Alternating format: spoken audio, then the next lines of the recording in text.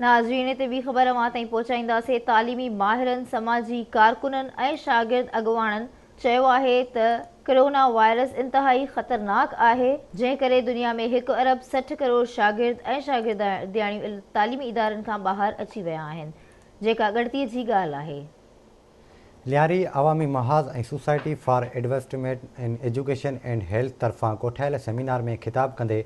अॻुवाणनि चयो त पाकिस्तान में अॻु में ई आबादी जो वॾो हिसो तालीम खां महरूम हो, वेतर कोरोना वायरस उन अंग में वाध आणे छॾी आहे। उहो तइदाद हाणे 40 सैकड़ो ताईं पहुची चुको आहे।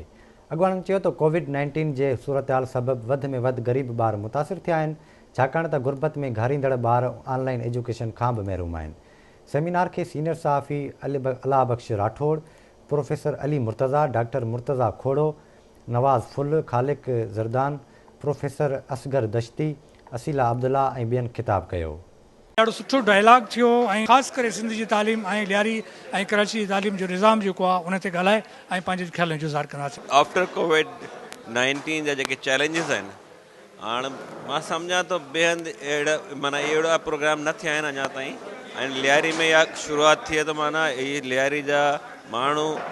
अवेयर आहिनि, बाशऊर आहिनि, उनखे माना गणती आहे त असांजो जेको एजुकेशन तबाही थी आहे इन जे करे इनखे कीअं असां वरी रिवाइवल थिए। ही तमामु भली कोशिश आहे। ही कोशिश इनखे अॻिते वधाइणु खपे ऐं हिन तालीम ज़रिए ई असांजूं एक्सपोर्ट्स वधंदियूं, हिन तालीम जे ज़रिए ई असांजी इकानमी मज़बूत थींदी, हिन तालीम जे ज़रिए असांजी ख़ुशहाली ईंदी, ॿिए कंहिं तरीक़े सां न ईंदी। यहाँ सरकारी तालीमी इदारों को पस्ती के तरफ धकेल कर जो है ना प्राइवेट तालीमी इदारे को, ख़ास तौर पे तालीम को एक मुनाफा बख्श तिजारत में तब्दील कर दिया गया है, जिसकी वजह से यहाँ के मेहनत कश जो है ना अपने बच्चों को तालीम दिलाने में उनको बहुत सी परेशानियाँ और दिक्कतें और माली मुश्किलात हैं। इस हवाले से हम ये मुतालबा करेंगे हुकूमत सिंध से कि वो यहाँ के वो बुनियादी तालीमी इदारे, ख़ास तौर पर प्राइमरी और सेकेंडरी तालीमी इदारों को बेहतर करे। अॼु जेके सूरत हाल आहे, जेके हुकूमत या गवर्नमेंट आहे